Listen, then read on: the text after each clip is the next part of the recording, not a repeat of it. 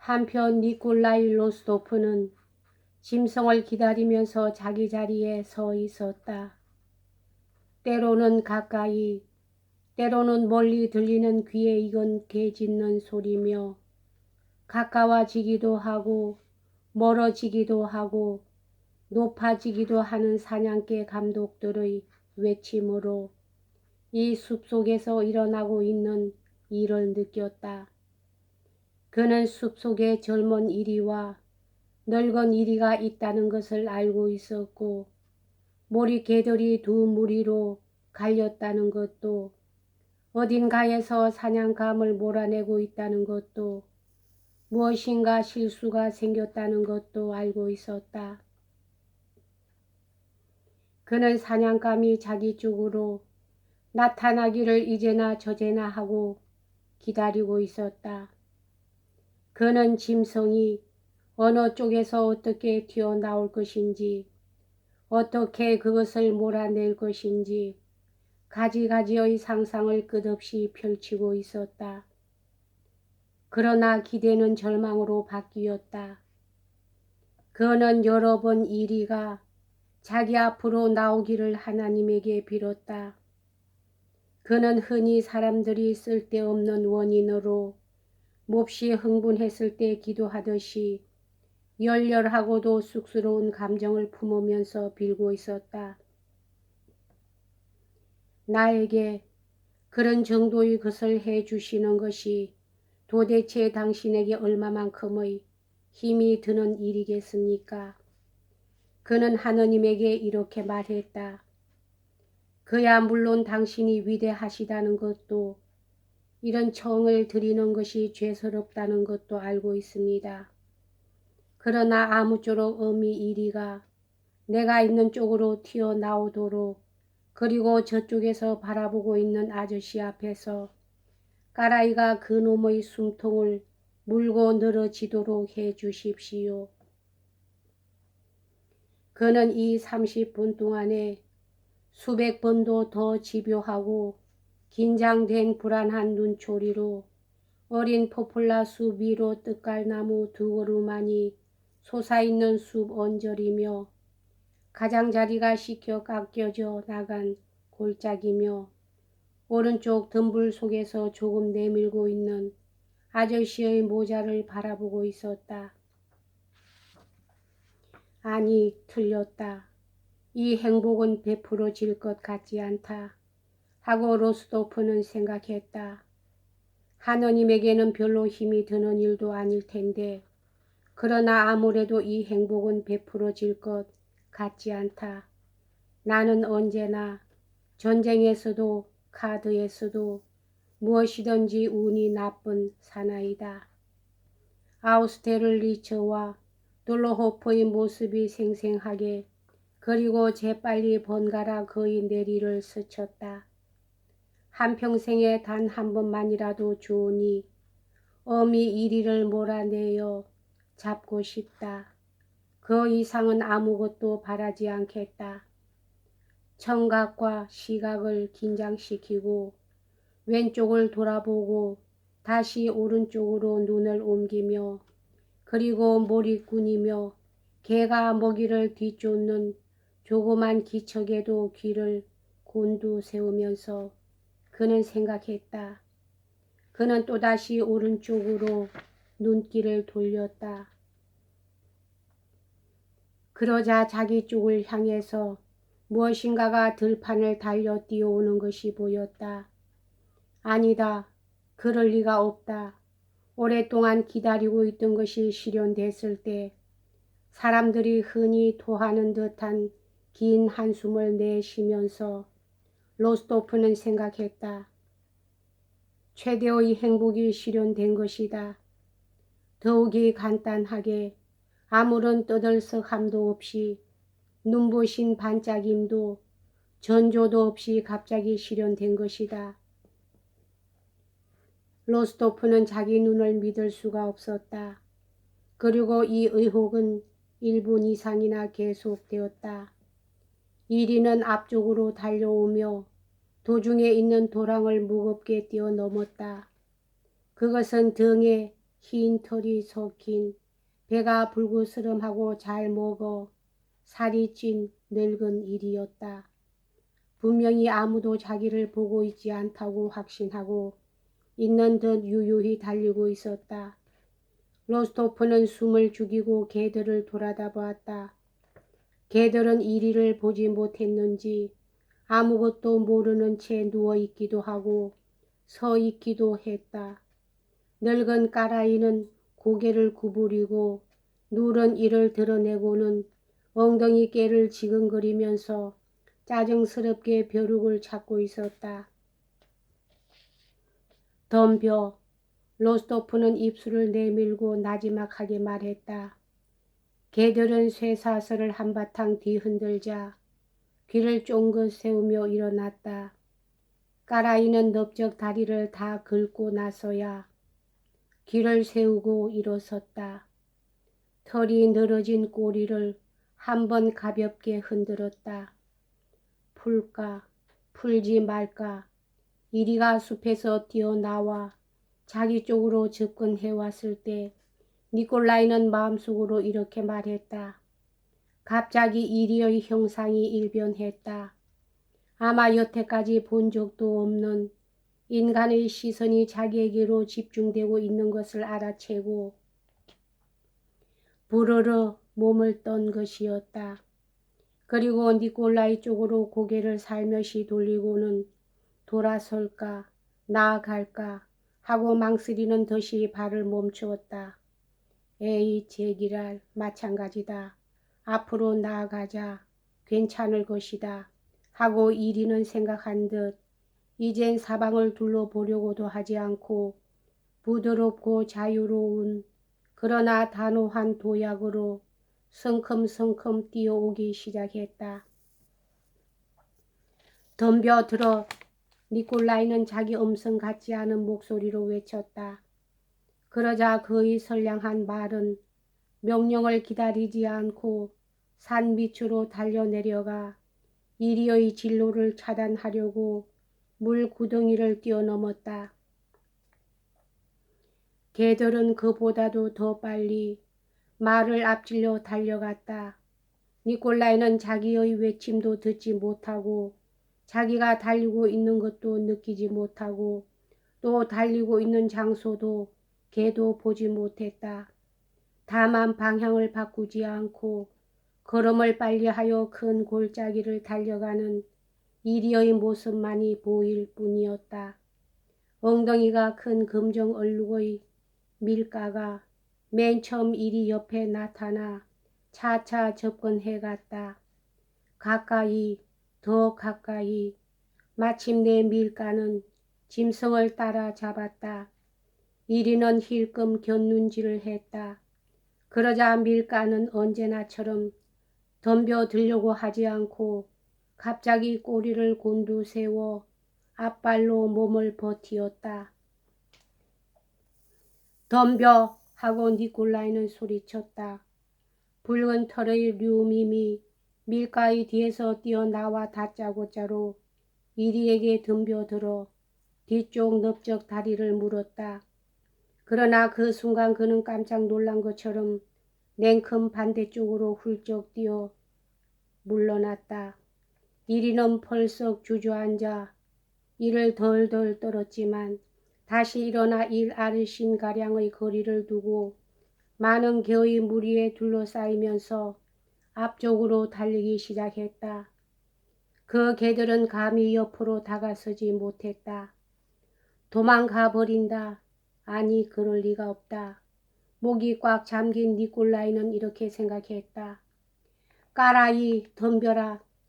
이제는 유일한 희망인 늙은 수케를 눈으로 찾으면서 그는 외쳤다. 까라이는 늙은 힘을 있는 대로 쥐어짜 될 수 있는 대로 몸을 쭉쭉 늘리면서 이리에게서 눈을 떼지 않고 그 진로를 차단하려고 옆으로 무겁게 달려갔다.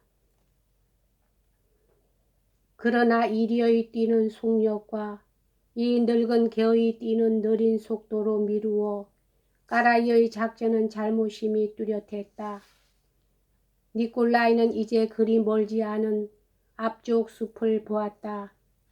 거기까지 달려가면 이리는 틀림없이 도망쳐 버릴 것이라고 생각되었다. 그러자 건너쪽에서 이쪽으로 향해 달려오는 한 사냥꾼과 몇 마리의 개들이 나타났다. 아직 희망은 있었다.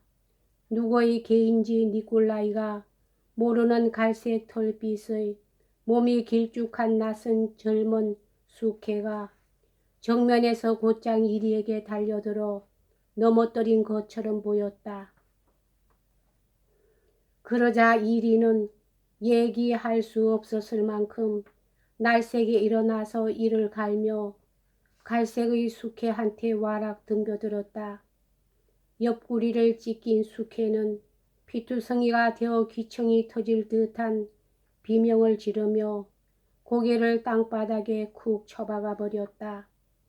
까라이 부탁한다 하고 니콜라이는 거의 울음 섞인 목소리로 말했다.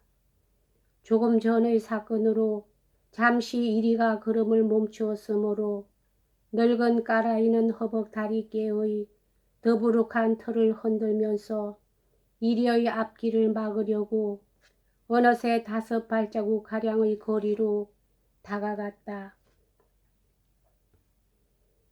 이리는 위험을 예상하기라도 한 듯이 꼬리를 한층 깊이 사타구니 사이로 감추면서 까라이를 힐끔 곁눈질하고 다시 달리기 시작했다.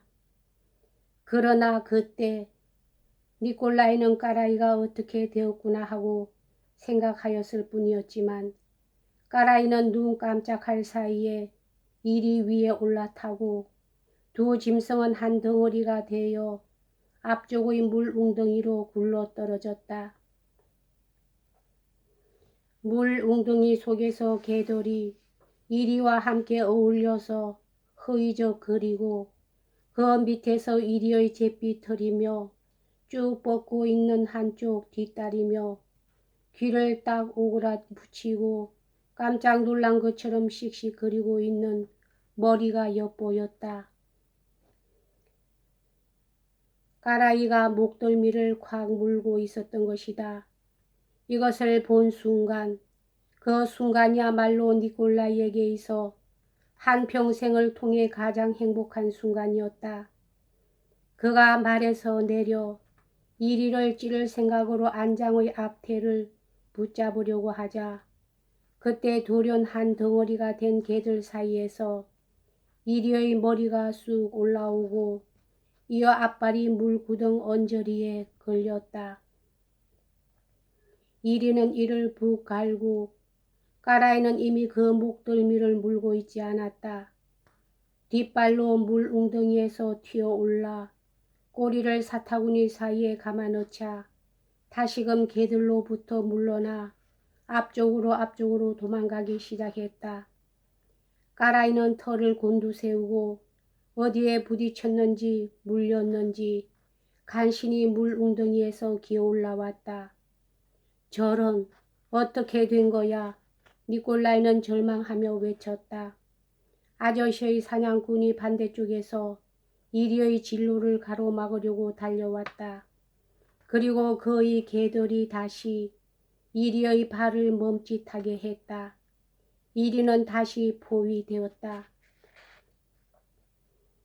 니콜라이, 그의 몰입꾼, 아저씨와 사냥꾼들은 이리의 둘레를 빙빙 돌면서 쉿쉿 하고 개들을 죽이기도 하고 고함을 지르기도 했다.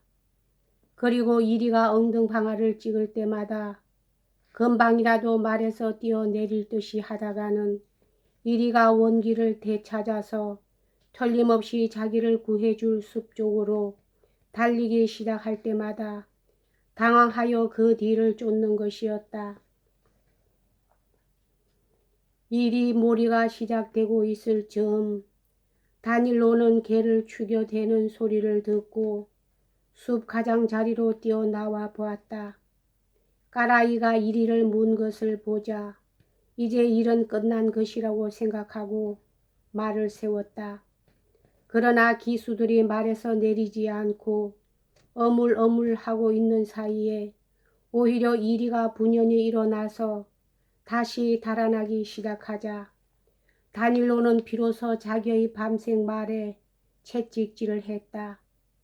그러나 이리 쪽으로 가 아니라 까라이와 마찬가지로 짐승의 길을 가로막으려고 곧장 숲 쪽을 향해 말을 몰았다.